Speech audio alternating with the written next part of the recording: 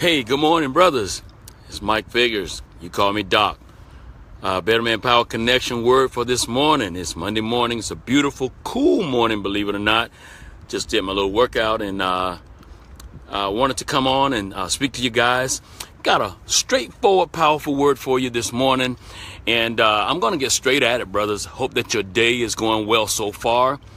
But this week I had an encounter with several people, not just brothers, but that were a little worried about their future and their being in the center of God's will, and they're completing their assigned tasks from the Lord on time. They were thinking about their age. They were thinking about how far they are in life right now. And sometimes people think that they have to be, or they should have been, further along than they are. Well, if I can just jump right in this morning, I want to speak to that. There's a scripture that says we will not make ourselves of the number, which means that there's no point in worrying about what others have to say. We will not worry about comparing ourselves among ourselves. The scripture simply says in 2 Corinthians 10 and 12, it says, I will not make myself of the number, but they comparing themselves among themselves and measuring themselves by themselves, they're not wise. In other words, it is very easy to look at those around you and compare your life and your track to where they are. And sometimes you say, by this time I should have gotten a lot further. I should have been a lot further along in my business. I should have been a lot further along in school. Should have been a lot further along in my ministry. Should have been a lot further along financially.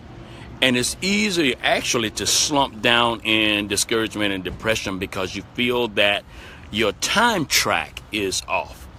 Now, it is true that once you know God's plan and you know your track and you know your will, that you can procrastinate. I'm not saying that you can't.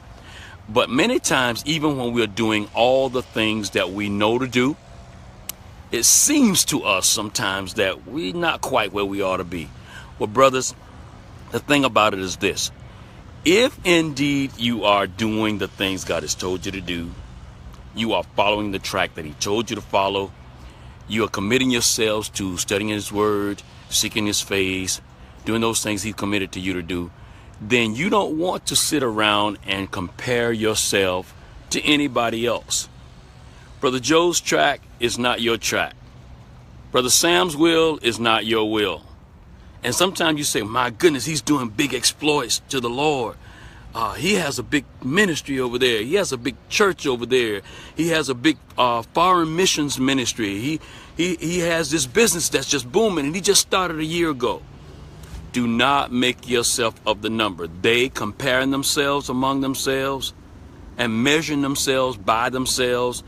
That's not wise. Because sometimes what it takes to prepare you to effectively do God's will may take a lot longer than it did for the other person. Not that you're any different or any slower than they. It's just the nature of whatever the job is that God has told you to do. You see, the thing is, when you think about Moses, God could have sent Moses in year one.